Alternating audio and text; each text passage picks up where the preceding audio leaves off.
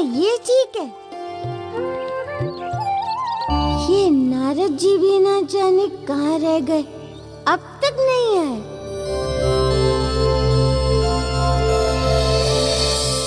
क्या सोच रहे हो मारुति? सोच रहा हूँ, तैरना जानता होता तो नदी पार कर लेता।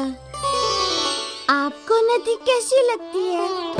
अच्छी लगती है, क्योंकि ये सबको जल देती है और जल के बिना तो जीवन संभव ही नहीं है।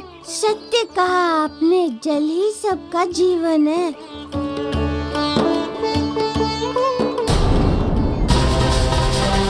आ गए नारद जी।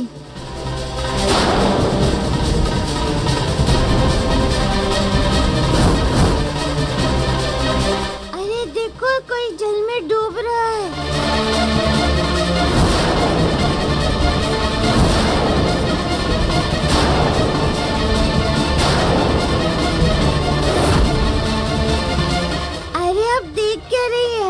बचाने के लिए कुछ करना चाहिए।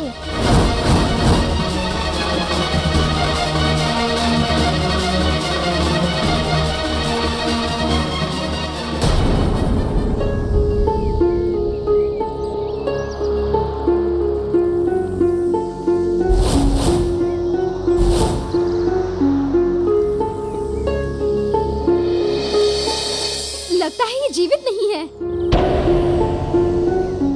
ये क्या कह रहे हैं आप? ठीक से जांच कीजिए।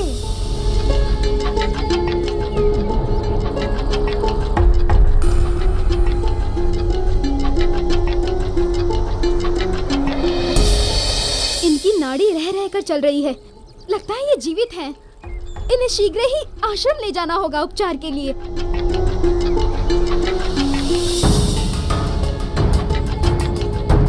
मारुति, तुम कहाँ जा रहे हो? हम दोनों इन्हें आश्रम नहीं ले जा सकते।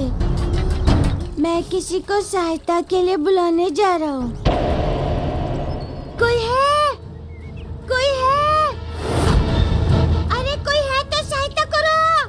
कोई है तो सहायता करो! कोई है? क्या हुआ बालक, क्यों चिल्ला रहे हो? एक व्यक्ति नदी में डूब रहा है। उसे शीघ्र उपचार की आवश्यकता है, इसीलिए उसे आश्रम ले जाना है। कृपया हमारी सहायता कीजिए। हाँ हाँ, चलो शीघ्र चलो।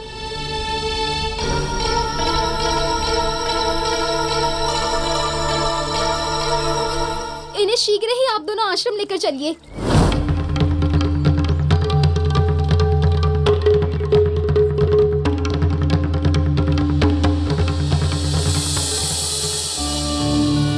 नारद जी की लीला तो आरंभ हो गई, किंतु पता नहीं विश्वकर्मा जी के साथ क्या हो रहा होगा।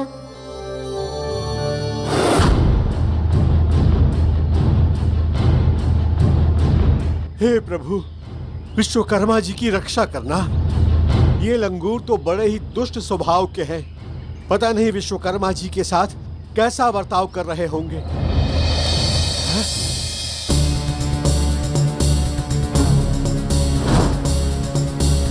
ये लंगूर टोकरे में पत्थर लेकर कहाँ जा रहे हैं?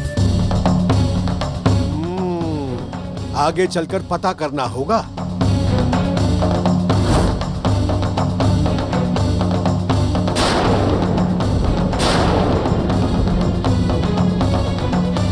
पत्थर अब बहुत इकट्ठे हो चुके हैं, और चाहिए तो और ले आता हूँ। अरे मूर्ख, ये तो कम है, और छोटे भी। बड़े बड़े पत्थर लाओ। पत्थर तो हम और ले आएंगे, किंतु इतना छोटा गड्ढा क्यों खोद रहे हो तुम? देखा नहीं उस वानर को, कितना लंबा चौड़ा है वो। इस गड्ढे में कैसे आएगा? अरे आएगा क्यों नहीं, उसे गले तक ही तो दबाना है।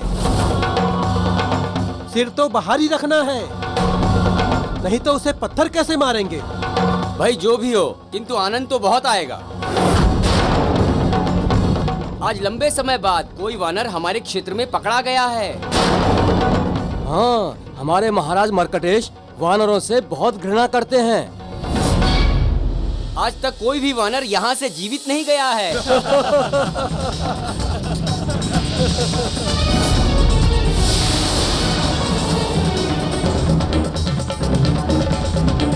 ये लोग तो विश्वकर्मा जी को गड्ढे में डालकर मारने वाले हैं। मैं तो अब तक इसलिए चुप बैठा था ताकि कुछ समय के लिए मेरे स्थान पर ये लंगूर लोग विश्वकर्मा जी को संभाल लें। किंतु अब लगता है मुझे ही विश्वकर्मा जी को बचाना होगा।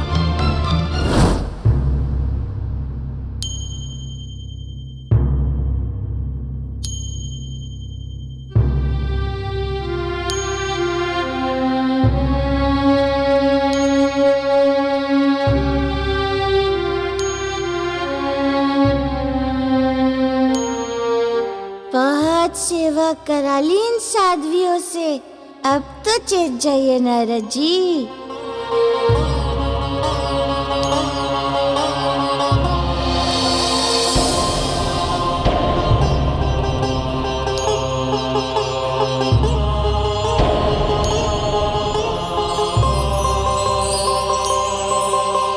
कौन हो तुम सब? और मैं यहाँ कैसे? हम तुम्हें यहाँ लाए हैं। तुम नदी में डूब रहे थे, हमने तुम्हें बाहर निकालकर तुम्हारा जीवन बचाया है। क्यों निकाला मुझे नदी से बाहर? क्यों बचाए मेरे प्राण?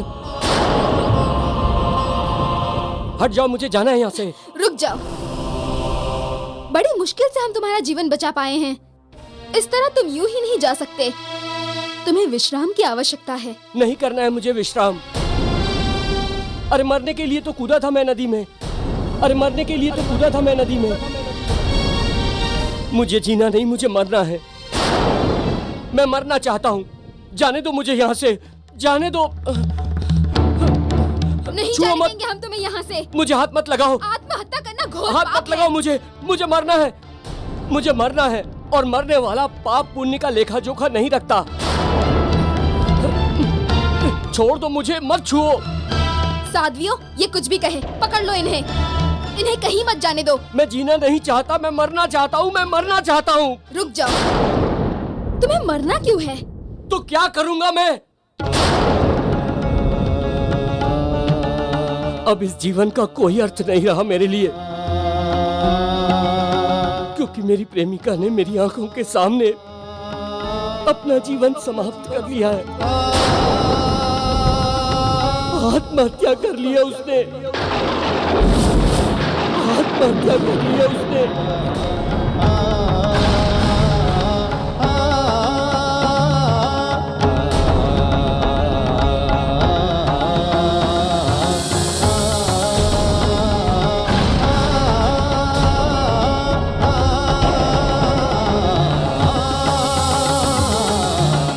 मेरी प्रेमिका जो मेरा सब कुछ थी, मेरा संसार थी,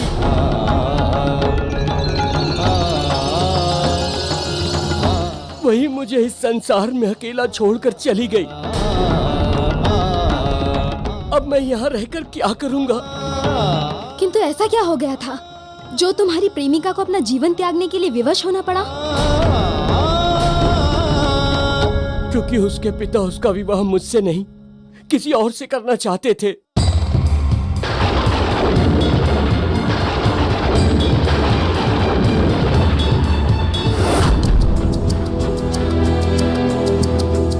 किंतु वो नहीं मानी। इसीलिए उसके पिता ने अपनी ही पुत्री को आशीर्वाद देने के स्थान पर उसका इस तरह से तिरस्कार किया कि उस मासूम को अपनी जान देनी पड़ी।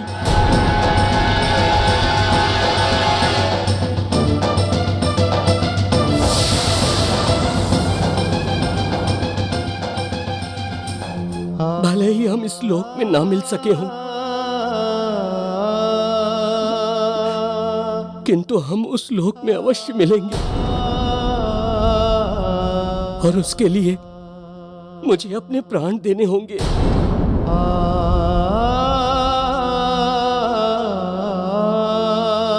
किंतु उसके पिता उसका विवाह तुमसे क्यों नहीं करना चाहते थे? वही ऊंच नीच, अपने पराये का भेदभाव। मैं ब्राह्मण, वो क्षत्रिय, समाज की वही बाधा। इसी भेदभाव की बलि चढ़ गई मेरी प्रेमिका।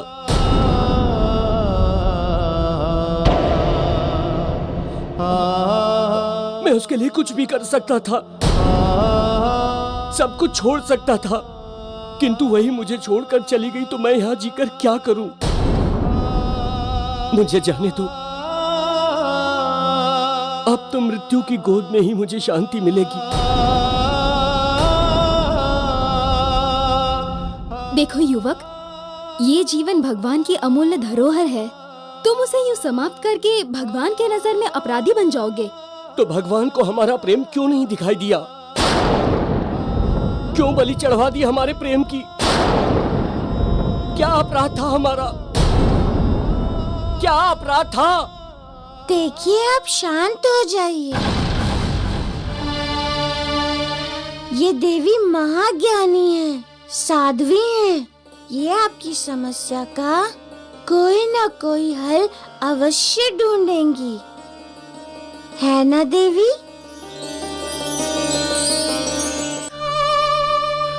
मेरी समस्या का कोई हल नहीं है, केवल मृत्यु ही मेरी समस्या का हल है। देवी, आप ही कुछ कीजिए, कुछ कहिए। आपको तो जीवन का बहुत अनुभव होगा। साध्वी हैं आप। देखो, रो मत। तुम ये बताओ, तुम्हारी प्रेमिका ने कैसे आत्महत्या की थी? अरे उसी नदी में तो कूदी थी वो, इसलिए तो मैं भी उस नदी में कूदकर अपनी जान देना चाहता था।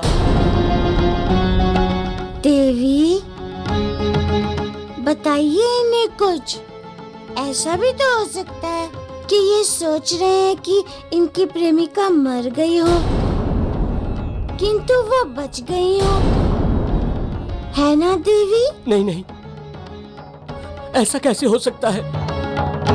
इतनी ऊंचाई से गिरने के बाद कैसे बच सकती है वो? आप बोलती क्यों नहीं देवी? वो बच सकती है। देखो युवक, ये साध्वी हैं। ये जो बोलती हैं वो सत्य होता है। कहिए ना कि वो बच सकती हैं।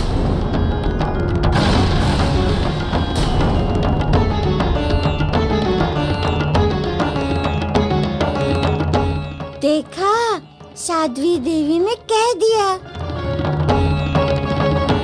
इसका अर्थ है कि तुम्हारी प्रेमिका बच गई है, जैसे तुम भी वहां से कूदकर भी बच गए। यदि तुम भी प्रेमिका के वियोग में मर गए होते और तुम्हारी प्रेमिका बच गई होती, तो क्या तुम्हारी मृत्यु का समाचार जानकर फिर से आत्महत्या नहीं कर लेगी?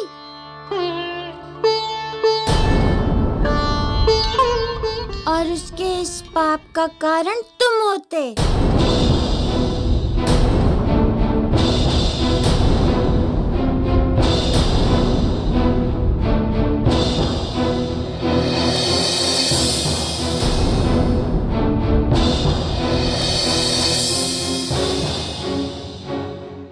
जय बजरंग बली, जय बजरंग बली, जय बजरंग बली, जय बजरंग बली, जय बजरंग। चलो, चित्रांगदा के मन की एक गांठ तो खुली।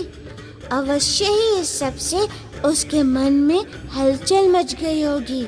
जो प्रेम की ज्योति बुझ गई थी, वो फिर से टिमटिमाने लगी होगी। बहन मरकटेशी, इन वानरों ने तुम्हारे साथ छल किया था, जिसके कारण तुम मुझे छोड़कर इस संसार से चली गई।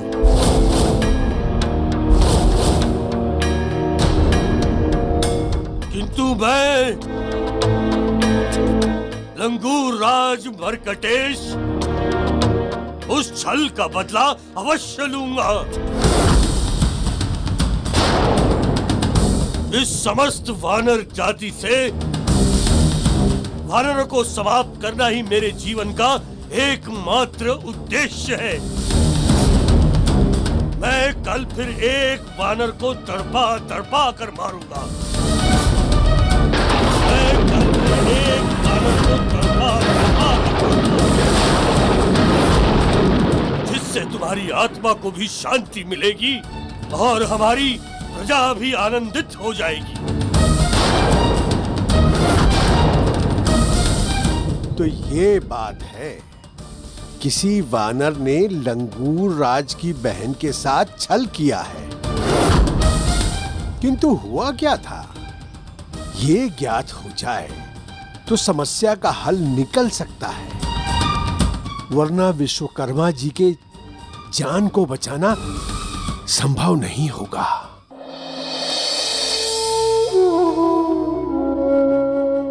मेरी प्रेमिका जो मेरा सब कुछ थी, मेरा संसार थी, वही मुझे इस संसार में अकेला छोड़कर चली गई।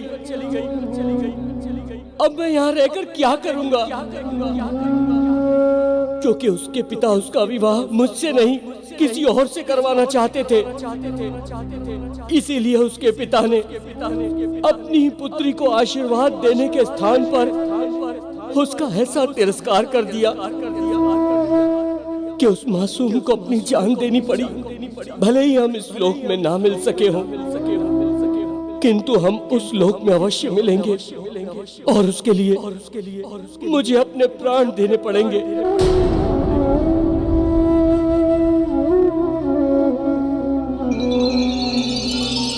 मैं यहाँ तुम्हें वरदान या आशीर्वाद देने के लिए नहीं आया हूँ, मैं तुम्हें श्राप देने के लिए आया हूँ। तुमने एक धरतीवासी के लिए देवलोक का त्याग कर दिया। यदि तुमने सूरत के साथ विवाह किया तो विवाह मंडप में ही उसकी मृत्यु हो जाएगी।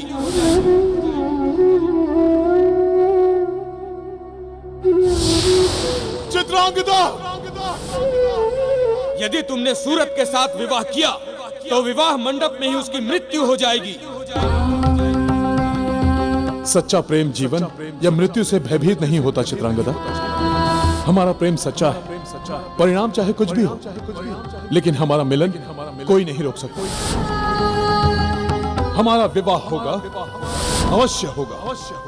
तुम्हारे पिता तो क्या, स्वयं मृत्यु भी हमारे मिलन में बाधा नहीं बन सकती। मैंने क्या कर दिया? मैं अपना जीवन समाप्त करने चली थी, परंतु मैंने एक बार भी नहीं सोचा कि महाराज पर क्या बीती होगी। न जाने उनका क्या हुआ होगा।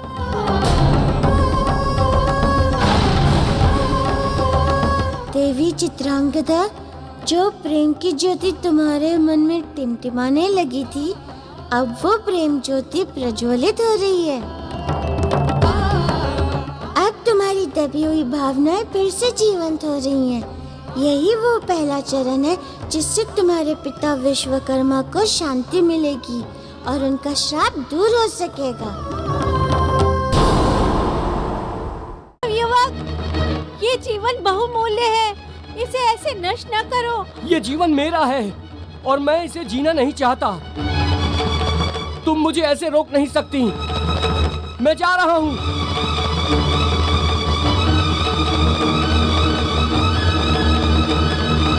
छोड़ दो मुझे, मुझे छोड़ दो, मुझे जाने दो, छोड़ दो मुझे। आप सब इन्हें जाने मत देना। मैं देवी साध्वी को बुला कर लाता हूँ। देवी! जाने दो मुझे, छोड़ दो।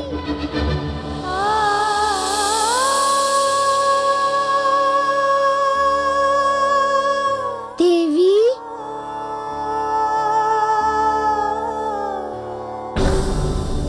अब क्या हो गया मारुति? वो युवक शांत तो हो गया ना? अरे कहाँ देवी? आप तो यहाँ चले आए। उधर वो युवक फिर से आत्महत्या करने के लिए भागना चाहता है। उन्होंने हंगामा कर रखा है। आपके सिवा उन्हें कोई संभाल नहीं सकेगा। ठीक है मारुति, मैं चलती हूँ,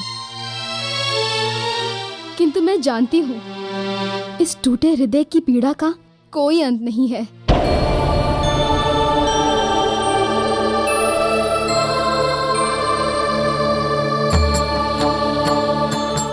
चित्रांगदा, अब तुम्हें भी उस प्रेम की पीड़ा का आभास हो रहा है। यही तो हम चाहते थे। अब तुम्हारे हृदय में वो प्रेम की ज्योति फिर से जगमगा उठेगी। छोड़ दो मुझे। अरे कैसी स्त्रियां हो तुम सब, जो एक पराये पुरुष को इस तरह से पकड़े हुए हो। जाने दो मुझे। जब बात किसी के प्राणों की आती है तो स्त्री पुरुष नहीं देखा जाता। हे भगवान, मुझे इन स्त्रियों से छुड़ाओ। प्रभु, मैं तो आपके पास आना चाहता हूँ, किंतु इन स्त्रियों में फंस गया हूँ। अभी तुम्हारे भगवान के पास जाने की आयु नहीं है युवक। अरे कैसी आयु नहीं हुई है मेरी? मेरी प्रेमिका ने भी तो इसी आयु में अपने प्राण त्याग दिए और अपना जीवन समाप्त कर भगवान के पास चली गई।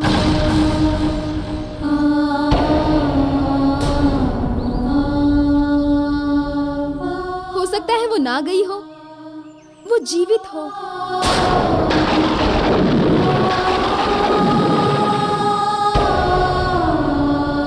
और कहीं अपना दुखी जीवन चुपचाप बिता रही हो।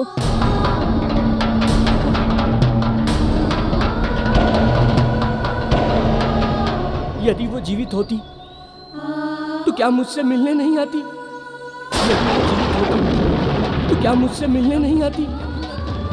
तुम कैसे कह सकती हो कि वो एकांत में अपना जीवन व्यतीत कर रही होगी? तुम कैसे कह सकती हो कि वो एकांत में अपना जीवन व्यतीत कर रही होगी?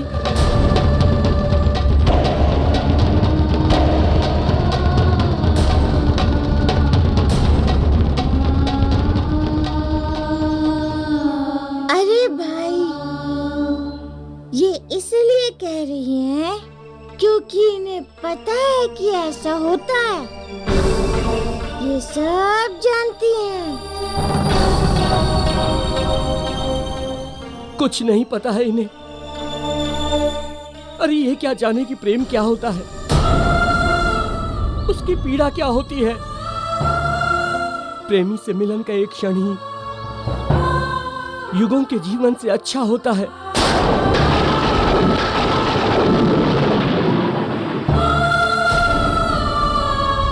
किंतु जब प्रेमी बिछड़ जाए तो ये संपूर्ण संसार व्यर्थ लगने लगता है।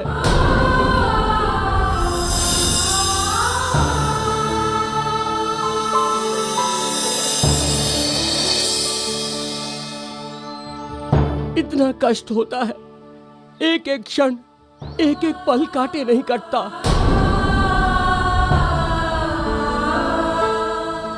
किंतु तुम ये सब कैसे जानोगी? तुम तो एक साध्वी हो ना, तुम तो एक साध्वी हो ना।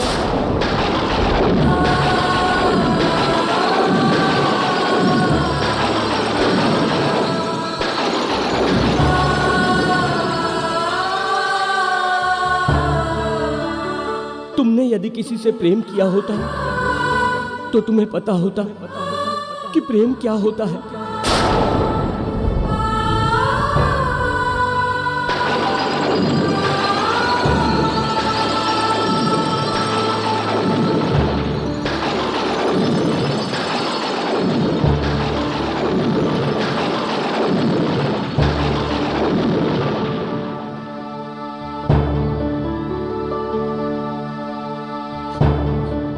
सब जानती हूँ मैं।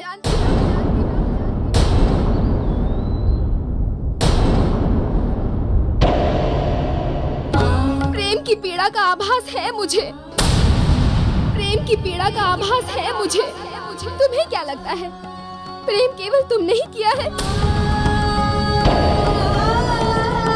मैं साध्वी प्रेम के मार्ग पर चलकर ही बनी हूँ।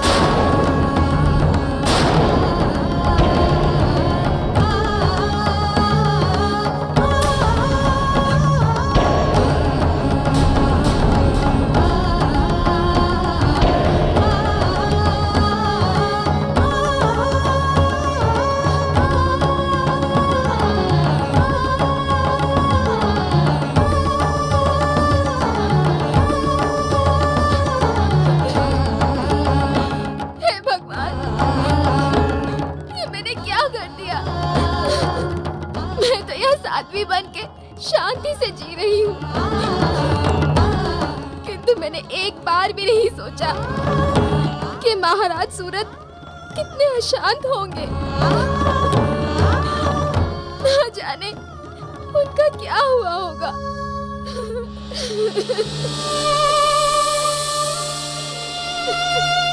कहीं उनकी भी हालत ऐसी ना हुई हो। और अगर उन्होंने कुछ कर लिया होगा तो? यदि उन्हें कुछ भी हुआ तो मैं स्वयं को कभी क्षमा नहीं कर पाऊंगी।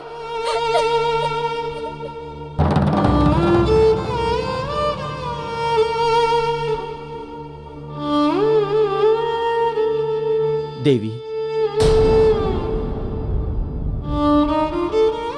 मुझे क्षमा कीजिए। मैंने प्रेम के आवेश में आकर न जाने क्या क्या कह दिया आपको। देवी, आपने तो मेरी आंखें खोल दी। आपने जो कहा वो सत्य भी हो सकता है।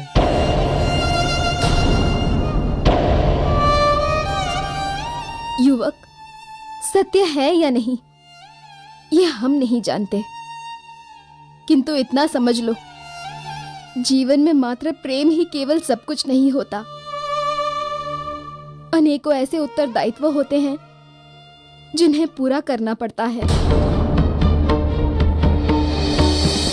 परोपकार आदि ऐसे कार्य हैं जिन्हें पूरा करके वो आत्मिक सुख मिलता है जो विरह के दुख को भी समाप्त कर देता है। आप सत्य कह रही हैं देवी। मैं अपने व्यवहार से लज्जित हूं। यदि तुम सचमुच अपने व्यवहार पर लज्जित हो और मेरा थोड़ा भी सम्मान करते हो तो तुम आत्महत्या करने के विषय में कभी भी मत सोचना।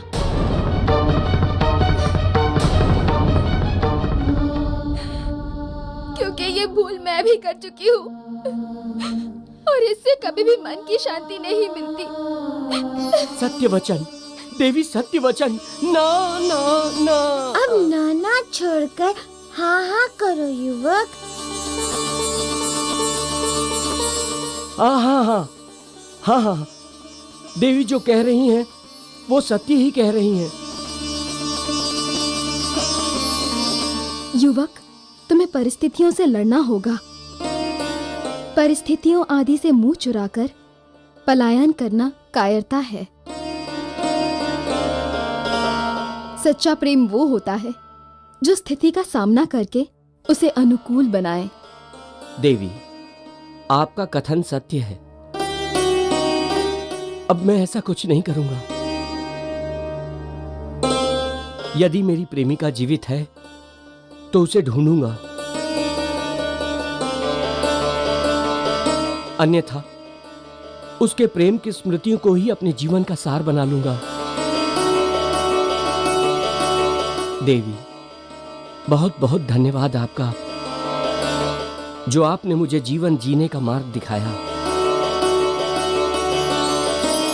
अब आप मुझे आज्ञा दें, मैं चलता हूं।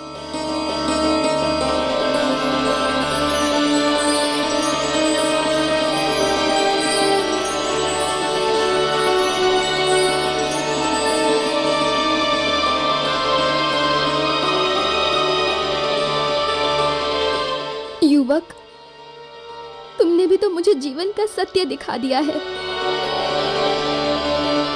हो सकता है तुम्हारी प्रेमिका को किसी ने बचा लिया हो और तुम दोनों का मिलन हो जाए।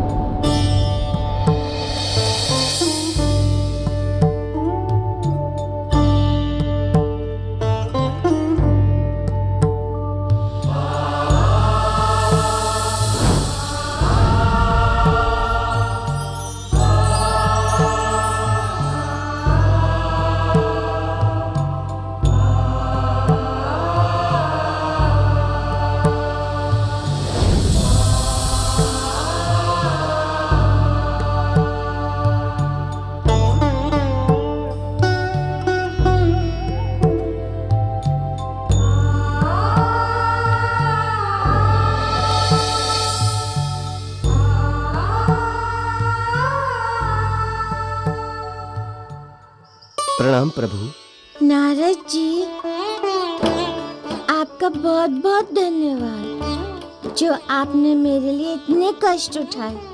हे प्रभु, ये आप क्या कह रहे हैं? प्रभु, ये तो मेरा सौभाग्य है जो आपने मुझे अपनी लीला में सम्मिलित किया।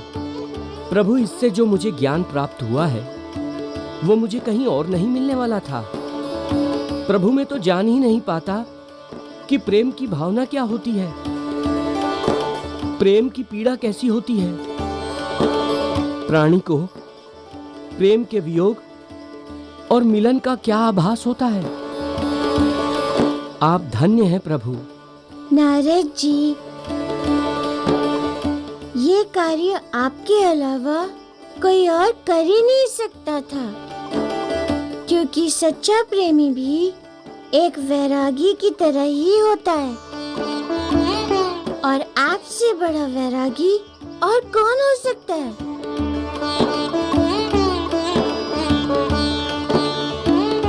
अच्छा, अब मैं चलता हूँ ये देखने के लिए कि चित्रांगदा के मन का वैराग दूर हुआ कि नहीं। जैसी आपकी इच्छा प्रभु।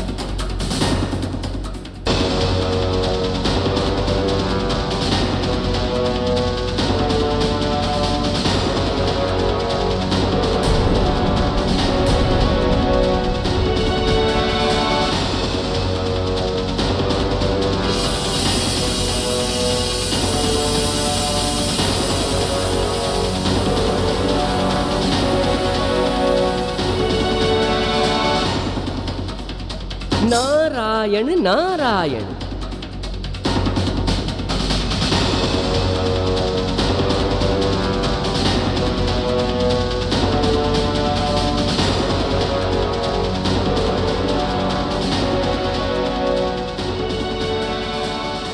प्रणाम साध्वी बहनों, आप सब मुझे इस प्रकार क्यों देख रही हैं? एक सच्ची साध्वी का जीवन निभाना सहज नहीं है। यदि मन में कुछ भी चंचलता या इच्छाएं शेष हो और जब तक वह समाप्त नहीं हो जाती, तो साध्वी का जीवन बहुत ही कठिन हो जाता है। इसलिए साध्वी बनने से पूर्व अपने सारे उत्तरदायित्व, सारी इच्छाएं पूर्ण कर लेनी चाहिए, तभी एक साध्वी बना जा सकता है।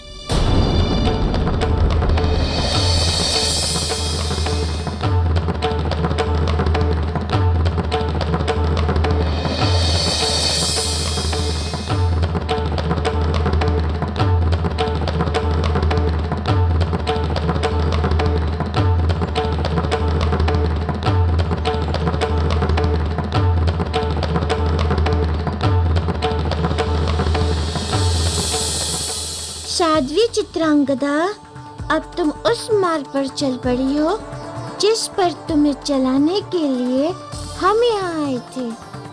अब तुम्हारे दुख तो दूर होंगे ही, तुम्हारे पिता का शाप भी मिट जाएगा और हमें नल और नील जैसे दो महान शिल्पी वानर भी मिल जाएंगे।